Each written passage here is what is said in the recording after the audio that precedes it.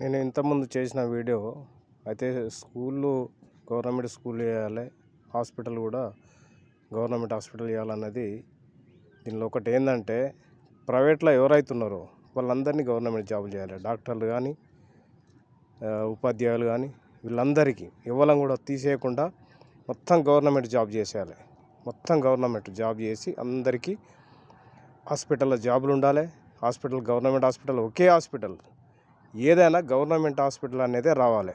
Private hospital లేకుండా వేసి private వాళ్ళు ఎంతమంది పనిచేసిన వర్కర్స్ కానీ లేబర్లు కానీ వాళ్ళందరికీ గవర్నమెంట్ జాబులు ఇచ్చి ఏ రకంగా అయితే ప్రైవేట్ హాస్పిటల్ నడుతుందో అదే రకంగా గవర్నమెంట్ హాస్పిటల్ లెక్క మార్చి అదే రకంగా అందరికీ జాబులు ఇవ్వాలి.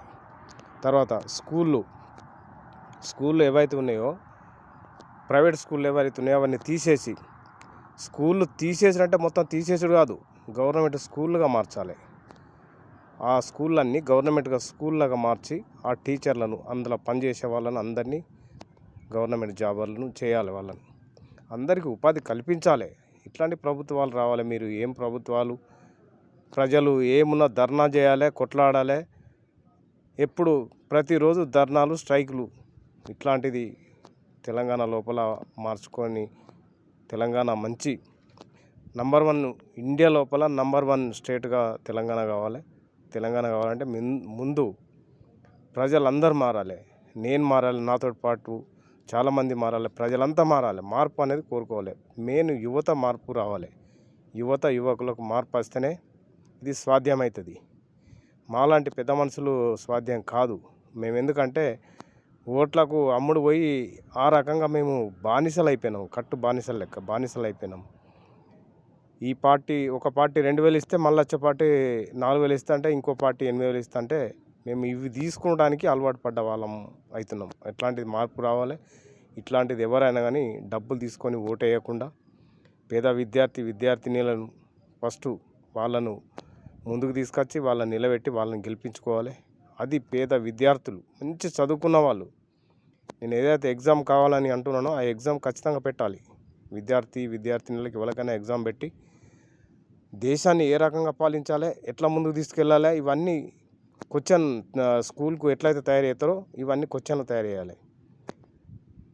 క్వశ్చన్ తయారు చేసి ఇది కరెక్ట్ ఆన్సర్ రాసిన వాళ్ళకు అట్లాంటి వాళ్ళే నిలబడే అర్హత ఉండాలి. అట్లాంటి చట్టాలు తీసుకురావాలి.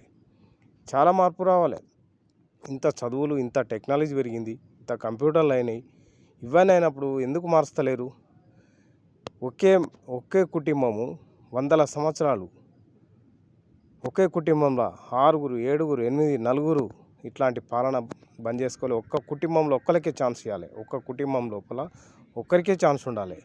అది మంచి పని చేస్తే ఒక్కసారి ఛాన్సు, మంచి పనులు చేసిందంటే రెండవసారి అవకాశం, మూడోసారి ఆ కుటుంబానికి రాజకీయం నుంచి ఎలాంటి పదవి కానీ ఇవ్వద్దు. అది అట్లా చేస్తే ప్రజలందరికీ అవకాశం అనేది అన్ని కుటుంబాలకు ఇంచుమించు కొన్ని కుటుంబాలకైతే రాగలుగుతుంది.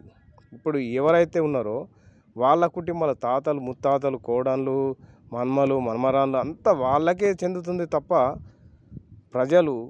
పేద ప్రజలు వాళ్ళకు రాజకీయాలు అవసరం లేదా? వాళ్ళకు కూడా కావాలి కదా, వాళ్ళు కూడా రాజ్యాలు వెళ్ళాలి. ఎవరి ఆలోచన ఎట్లాంటిదో తెలుసుకోవాలంటే ఫస్ట్ పేద ప్రజలకు అవకాశం ఇవ్వాలని కోరుకుంటున్నా.